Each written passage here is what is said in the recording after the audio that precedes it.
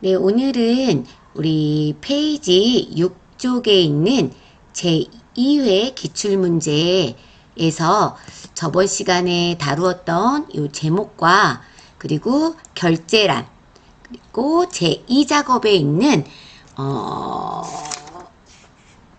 목표값 찾기까지 복습 영상 찍도록 하겠습니다. 먼저 제목을 그려보도록 할게요. 여기 있는 이 제목을 그리기 위해서는 우리 메뉴에 삽입이라는 메뉴가 있습니다. 자, 삽입이라는 메뉴 눌러주시고 그리고 도형 들어가도록 할게요. 도형을 들어가시면 들어가실 때 그냥 위에 도형 누르셔도 되고 아래쪽 화살표 누르셔도 됩니다. 똑같습니다. 자, 그리고 도형을 찾을게요. 그러면 우리 기본 도형에 첫 번째 줄에 있네요. 여기 평행사변형이라고 되어 있는 거, 요거로 그림을 그리도록 할게요. 자, 평행사변형으로 그릴 건데, 그리실 때 보시면은, 여기가 한 G셀까지 와 있으니까, 대략적으로 A셀, 위에 살짝 여백 있고, 아래도 살짝 여백 있잖아요. 자, 그거에 맞춰서 대략적으로 그려주시면 될 것 같아요. 저도 한번 그려보면, 한 요 정도가 그려질 것 같습니다. 네, 이 정도요. 됐죠? 자, 그려진 상태에서 그대로 글씨 쓰도록 할게요. 1월 사원 출장 현황이라고 글씨를 쓰고요. 자, 글씨를 다 쓰셨으면 조건을 한번 볼게요. 도형에 평행사변형으로 그림을 그렸고, 자, 그림자 오프셋 오른쪽을 하라고 했고요. 그리고 굴림 24 검정 굵게 그리고 채우기 노랑을 하라고 했어요. 그래서 이 모든 거를 한 번에 하시려면 글자를 이렇게 선택해서 하시는 것보다 그냥 전체적으로 도형 자체를 선택하고 하시면 한 번에 해결을 하실 수 있어요. 그래서 도형에 이렇게 보시면 테두리 있죠. 바깥쪽 테두리, 이 테두리에서 한 번만 클릭을 해주시면 도형 자체가 선택이 돼요. 자, 이 상태에서 변경을 하도록 하겠습니다. 자, 먼저 굴림 24 검정 굵게 하도록 할게요. 자, 글꼴에서 굴림 그리고 글자색은 검정 그리고 굵게 그 다음에 글자가 가운데로 되어 있죠. 자, 가운데 정렬해주고 글자 크기는 24로 설정을 하라고 했습니다. 자, 그래서 여기에 굴림, 진하게, 글자색, 검정, 글자 크기 24, 가운데 정렬 요 5가지를 실행을 해주셔야 돼요. 5가지 실행해 주시고요. 그리고 보시면은 글자가 좀 위로 올라가져 있어요. 정중앙에 가야 되는데 그래서 여기 세로도 가운데 정렬하라고 이렇게 6개를 다 변경해 주시면 됩니다. 굴림 24 굵게 글자색 검정 그 다음에 세로 가운데 가로 가운데 정렬. 자, 다 되셨을까요? 네, 그리고 또 2개가 남았죠. 채우기는 노랑으로 하고요. 그 다음에 그림자 주라고 되었습니다. 자, 채우기 노랑은요 다른 거하고 똑같아요. 페인트통이 채우기거든요. 자, 페인트통 누르셔가지고 옆에 화살표 눌러주신 다음에 정확하게 노란색으로 설정을 해주세요. 네, 자, 마지막 하나요. 그림자 남았습니다. 오프셋 오른쪽. 자, 그림자를 주기 위해서는 우리 서식이라는 메뉴로 들어가셔야 돼요. 자, 서식은요, 여기요. 그리기 도구에서 서식을 눌러주셔야 이 도형에 대한 서식들을 변경할 수가 있습니다. 자, 서식 눌러주시게 되면 도형 효과에 들어가야 그림자를 변경할 수 있어요. 그래서 도형 효과. 이 텍스트 효과하고 좀 혼동하지 않도록 주의하시고요. 도형 효과 들어가 보시면 자, 그림자에 들어가서 찾아주시면 되는데 우리 그림자 봤을 때 이렇게 여기에 들어갔잖아요. 오프셋 오른쪽이라고 되어 있는데 그 오프셋 오른쪽이라는 거는 바깥쪽에 있는 거를 말하는 겁니다. 네. 이렇게 안쪽에 들어가 있는 게 아니고 안쪽은 이렇게 안으로 들어가잖아요. 그림자가. 이번에는 이렇게 바깥쪽으로. 그래서 두 번째 줄에 있는 바깥쪽 두 번째 줄에 있는 오프셋 오른쪽 선택해 주시면 이렇게 그림자가 들어가는 거 확인하실 수 있습니다. 그래서 이제 이렇게 해서 제목은 끝났고요. 그 다음에 결제란을 한번 해보도록 할게요. 자, 이렇게 결제란을 만들 거고요. 자, 만든 다음에 그림으로 복사를 할 거고 붙일 겁니다. 그리고 나중에 원본은 삭제를 하도록 하겠습니다. 자, 그러면 어떻게 할 거냐면요. 이쪽에다가 내가 사용하지 않는 공간, 나중에 우리가 열 너비도 바꾸고 행 높이도 바꿔야 되거든요. 근데 요 위에다 하면은 나머지 원본 데이터가 영향을 미치니까 미치지 않을 공간, 우리 여기까지가 데이터 썼잖아요. 그럼 한 요 정도에다 작성하시면 될 것 같아요.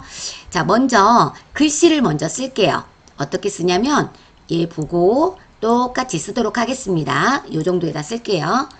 담당, 옆에 칸이 팀장, 그 옆에 칸이 부장 써주시고요. 네, 그 다음에 요 두 셀은 합쳐졌어요. 그죠? 여기가 지금 합쳐진 거잖아요. 그러면 두 개를 블럭을 잡아주시고 병합 후 가운데 맞춤, 병합하고 가운데 맞춤을 눌러주세요. 자, 눌러주셨죠? 네, 그리고 결 쓰시고 줄 바꿔서 써야 되니까 Alt, Enter 제 이렇게 써주시면 되겠습니다. 자, 쓰셨죠? 그 다음에 여기에 선이 들어갔어요. 괴선을 넣어주셔야 되는데 이 8칸을 다 블럭을 잡으세요. 그리고 우리 모든 괴선 넣는 거 있죠. 모든 테두리. 여기 테두리 넣는 곳에 가셔서 오른쪽 화살표 눌러주시고 모든 테두리를 선택을 해주세요. 이렇게요. 되셨죠? 그리고 글자는 가운데로 들어갔습니다. 이 모든 글자들이 다 표의 가운데로 들어갔거든요. 그래서 우리도 가운데 정렬을 눌러주도록 할게요. 이미 선택되어 있는데 적용이 안 돼 있는 것, 안 돼 있을 수도 있어요. 그러면 다시 한번 눌러주시고 또 한번 다시 눌러주시면 돼요. 되셨죠? 네. 자, 그런 다음에 이제 어떻게 하시면 되냐면 우리 여기서처럼 보기 좋게 요 줄은 조금 좁고 요 줄은 조금 넓고 요 열은 결제란은 조금 좁고 요거를 맞춰주시면 돼요. 자, 맞춰보도록 할게요. K열은 조금 좁아야 되니까 한 요만큼 돼야 되니까 K와 L 사이의 이 선에서 이렇게 드래그를 할게요. 조금 줄여졌나요? 괜찮죠? 자, 그리고 여기도 마찬가지로 여기 쭉 따라가 보시면 이 16도 칸이 조금 넓어요. 그래서 조금 아래로 이렇게 넓히도록 할게요. 그리고 17. 17은 더 많이 넓죠. 17과 18 사이에 선에다가 커서 갖다 놓으시고요. 네, 쭉 늘려주셔가지고 이렇게 보기 좋게 늘려주시면 돼요. 어때요? 결제란 잘 만들어지셨나요? 자, 너무 크다 싶으면 조금 줄여주시면 돼요. 우리 결제란처럼 만드시면 됩니다. 자, 만드셨으면 얘를 복사하도록 할게요. 자, 결제부터 마지막 칸까지 블럭 설정하시고 마우스 오른쪽 눌러주시고 복사 누르도록 하겠습니다. 복사. 네, 마우스 오른쪽 복사 누르셨죠? 네, 컨트롤 C 누르셔도 됩니다. 그 다음에 원하는 데다 갖다 놓으시고요. 붙여 넣을 건데 그냥 컨트롤 V 하시면 절대로 안 되고요. 컨트롤 V 저만 해볼게요. 이렇게 들어가거든요. 안 되겠죠? 자, 컨트롤 V가 아니라 붙여넣기에 들어가시면 아래쪽 하단에 이렇게 화살표 모양이 있으세요. 이 화살표 모양을 눌러주시면 그림으로 붙여넣기라는 게 있습니다. 여기쯤에 있네요. 기타 붙여넣기 옵션에 아래쪽에서 세 번째, 네, 그림으로 붙여넣기 보이시죠? 네, 요거 눌러서 이렇게 그림으로 넣어주시면 어디든지 내가 이렇게 끌고 다니면서 세팅을 해줄 수가 있어요.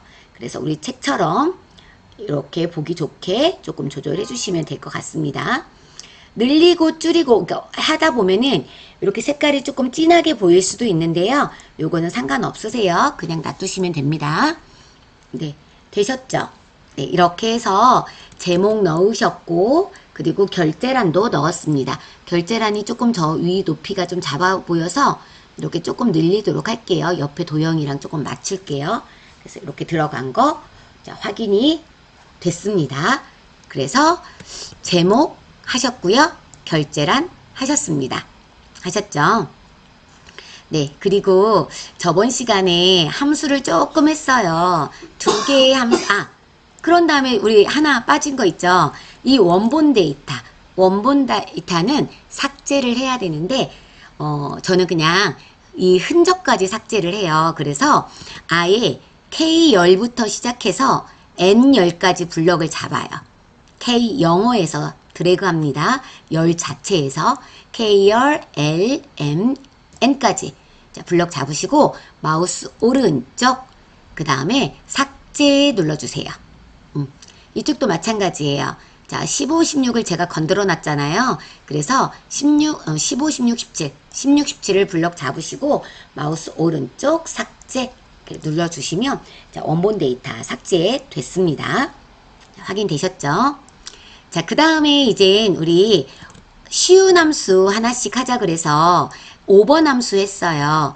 최대 출장비. 자, 5번이 지금 어디에 써져 있냐면요. 책에 보시면 여기에 이렇게 5라고 써 있거든요. 여기에다 계산을 하라는 겁니다. 자, 여기다 일단은 클릭을 해주시고요. 사원의 최대 출장비를 구하래요. 자, 최대 출장비라는 거는 지금 여기에서 가장 큰 값을 찾으라는 거죠. 네, 아마 여기가 윗부분에서 우리가 정의를 해놨을 거예요. 출장비라고 이름을 딱 줬을 거예요. 그래서 이 출장비라는 이름을 이용해서 최대 출장비를 구할 거고요. 그 함수는 MAX라는 함수를 사용을 하겠대요. 자, 한번 해보도록 하겠습니다. 자, 현재 요 위치에다가 커서 갖다 놓으시고요. 는 해주세요. 모든 함수의 시작은 는으로 시작을 합니다. 그리고 M, A, X 하고 더블 클릭을 하셔도 되고요. 아래쪽에 있는 거 더블 클릭을 하셔도 되고요. 아니면 그냥 가로를 열어주셔도 됩니다. M, A, X라는 함수 안에서 그 인수들을 써주실 건데 함수명 써주시고 가로로 열어준 다음에 마지막은 가로로 닫아주시면 돼요. 자, 가장 큰 값을 구할 거예요. 근데 무슨 값을 구하실 거예요? 여기 출장비에서 가장 큰 값을 구하실 거죠? 그래서 이 부분만 블럭을 잡아주시면 돼요. 52만원부터 15만원까지 쭉 블럭을 잡아주시면 이름을 정의해놨기 때문에 자동으로 출장비라고 들어갈 거예요. 자, 우리 가로를 열었으니 가로를 닫고 마무리를 하셔야 된다 그랬죠? 자, 가로를 닫아주세요. 그리고 엔터. 그러니까 어때요? 여기에서 가장 큰 데이터 값 54만 6천원 들어가는 거 확인하실 수 있죠? 수업 시간에 했던 것처럼 sum 그 다음에 average, max, min 자, 똑같이 사용을 합니다. 같은 방법이에요. 는 sum 하고 가로 열고 블럭만 잡아주시면 돼요. 그리고 가로 닫고 에버리지도 마찬가지, 맥스도 마찬가지, 민도 마찬가지입니다. 자, 이렇게 해서 함수 하나 했고요. 여기 함수 했어요. 그리고 함수 4번도 했거든요. 자, 4번은 조금 어려운 함수긴 하지만 그래도 우리 수업 시간에 잘 했었기 때문에 한번 해보도록 하겠습니다. 4번은 지금 어디에다 작업을 하셔야 되냐면 여기 지금 4번이라고 써 있거든요. 여기에다가 함수를 이용해서 계산을 할 겁니다. 자, 클릭을 해주시고요. 이 14셀에 클릭을 하십니다. 문제 한번 읽어볼게요. 사원의 출장 일수의 합계래요. 사원이면은 요거죠. 출장 일수요. 잠깐만요. 사원의 출장 일수면 요거. 그죠? 요거. 그 다음에 사원이니까 쭉 따라가서 요거. 이제 없죠? 4원, 4원, 4원 거 6일, 7일, 8일, 그 다음에 11일. 합을 구하라 그랬으니까 네, 11이 여기 나오면 답이 되는 거예요. 그죠? 자, 11이 나오게 한번 맞춰보도록 하겠습니다. 자, 어떻게 할 거냐면요. 여기에다가 는 해주시고요. 함수명은 밑에 이렇게 나와 있어요. dsum이라고 나와 있으니 우리 dsum이라고 쓰도록 할게요. ds까지만 써도 되고요. dsum 다 쓰셔도 돼요. 어찌됐던 밑에 이렇게 함수명이 나오니까 더블 클릭하셔서 네, 함수를 열어주시면 되고요.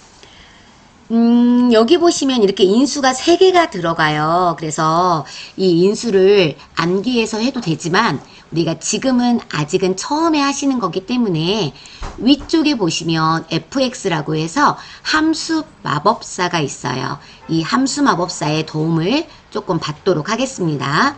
그래서 함수 마법사를 클릭할게요. fx 클릭 하셨을까요? 자, 그러면 인수 3개가 나오죠? 이 인수 3개에다가 다 넣어주셔야 돼요. 먼저 하나하나 보도록 할게요. 자, 데이터베이스 함수는요. 관련 데이터 목록이래요. 그러니까 내가 목록으로 그거와 관련된 모든 데이터를 블럭으로 잡으라고 하는 건데 이 데이터베이스 함수의 가장 큰 특징은 제목까지 포함을 한다는 거예요. 범위를 잡으실 때. 자, 제목까지 포함해서 전체 범위를 잡아보도록 하겠습니다. 자, 사원번호 제목이잖아요. 제목부터 시작해서 내가 작성한 데이터, 모든 데이터, 여기까지요.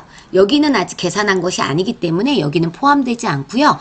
우리가 원본으로 썼던, 네, 처음에 타이핑했던 그 범위만을 블럭을 잡습니다. 자, 꼭 제목을 포함합니다. 데이터베이스 함수는. 자, 사원번호부터 시작해서 네, 여기까지 2023년 1월 12일까지 블럭 잡았습니다. 자, 그러면 데이터베이스는 끝났어요. 그 다음 필드로 넘어오겠습니다. 자, 필드는 열의 위치를 나타낸대요. 내가 합을 구하고자 하는 열의 위치요. 지금 우리 아까 뭐라 그랬냐면 문제가 사원인, 직급이 사원인 출장 일수의 합이잖아요. 그러니까 무슨 합을 구할 거죠? 출장 일수의 합을 구할 거죠. 그러니까 여기에 있는 거를 내가 카운트 하겠다는 얘기예요. 그러면 이 줄이 앞에서부터 몇 번째에 있는지를 체크하래요. 내가 범위 설정한 거에서. 자, 그러면 한번 세워볼까요? 자, 여기가 1열이 될 거고요. 여기가 2열, 3열, 4열, 5열, 6열이 되는 겁니다. 그래서 여기가 6이 돼야 돼요. 필드가 6. 우리는 그냥 요거를 숫자로만 표현을 하겠습니다. 6이라고 할게요. 그 다음 마지막 조건입니다. 찾을 조건이 있는 셀 범위라고 했거든요. 근데 지금 조건이 뭐죠? 사원인 일수를 누적하고 싶은 거잖아요. 그러니까 조건은 사원이에요. 직급이 사원. 그러면 사원이니까 여기다 사원이라고 쓰든지 요걸로 이렇게 하고 싶잖아요. 요것만 클릭하고 싶잖아요. 근데 그게 아니라 얘는 D자가 붙은 함수예요. 데이터베이스 함수거든요. 이 데이터베이스 함수는 아까 말씀드렸죠. 제목을 꼭 포함해야 된다고. 조건도 제목을 포함해야 돼요. 그래서 범위가 직급이 사원인 거 이렇게 범위가 설정이 되어야 됩니다. 그래서 자, 선택되어 있는 상태에서 직급이 사원인 거 D4부터 D15까지를 블럭을 잡아주시면 돼요. 그러면 확인 한번 해볼게요. 그러면 11이라고 답이 나오는 거 확인하실 수 있으시죠? 네, 이렇게 해주시면은 dsum이라는 함수를 이용해서 네, 우리가 조건에 맞는 합만 구할 수 있었습니다. 요거와 같은 함수가요. 지금 sum이죠. 그 다음에 D average, 그 다음에 D max, D min 다 네 가지 다 똑같은 함수입니다. 사용법 똑같아요. 단지 합계냐, 평균이냐, 최대값이냐, 데이터베이스 범위 안에서 최소값이냐, 그 차이뿐이에요. 네, 요거 참고로 알아두시면 될 것 같고요. 수업 시간에 자세히 설명했기 때문에 영상으로는 좀 간단하게 설명할게요. 자, 그리고 수업 시간에 안 했던 것 같아요. 뒷섬 함수만 이용하는 게 아니라 뒤에다가 and 연산자를 이용을 해서 일자를 붙였어야 돼요. 근데 우리 안 붙였었잖아요. 이건 쉽게 할 수 있습니다. 어떻게 하냐면요. 결과 나온 거에다가 클릭 한번 해주시겠어요? 네, 이 결과값이 11이 나온 거잖아요. 이 결과값이 11이 나온 거잖아요. 여기다 일자를 붙여야 되거든요. 붙이기 위해서는 그냥 여기다 1을 쓰게 되면은 이게 수식에 맞지가 않아요. 11이라는 거와 1이라는 거를 합쳐라 라고 하는 명령이 있어야 되는데 그 명령이 요거예요. 앰퍼센트. 요거예요. 자, 한번 해볼게요. 지금 앞에 11이라고 계산되어진 거와 앰퍼센트 연결을 하겠대요. 자, 무슨 글자를 연결을 하냐면 1이라는 글자를 연결을 하겠대요. 그럼 이렇게 쓰면 될 것 같잖아요. 그죠? 근데 이렇게 하면은 우리 엑셀에서는 이 데이터가 문자 데이터인지 숫자 데이터인지 되게 중요해요. 근데 1이라는 거는 문자 데이터죠. 문자 데이터는 이렇게 쓰시면 안 돼요. 나는 문자야 라고 표현을 해줘야 되는데 그 표현을 앞뒤로 큰 따옴표를 찍어주시면 나는 문자야 라고 표시를 한 겁니다. 그래서 지금처럼 앰퍼센트 써주시고 뒤에다가 1이라고 이렇게 써주시게 되면은 네, 연결이 되는 겁니다. 11, 1이라고 연결이 되는 거예요. 자, 엔터 한번 쳐볼까요? 어때요? 11이라고 안에 딱 들어가는 거 확인하실 수 있죠? 자, 가운데 정렬할게요. 다 문자니까. 아, 이거 오른쪽 정렬해야 되겠네요. 네. 오른쪽 정렬. 왜 그러냐면 얘가 오른쪽 형식으로 되어 있기 때문에 얘도 오른쪽 형식으로 맞추도록 하겠습니다. 자, 이렇게 해서 글자 연결하는 방법도 해봤습니다. 요것도 다음 시간에 나오니까 다음 시간에 다시 한번 설명해 드리도록 할게요.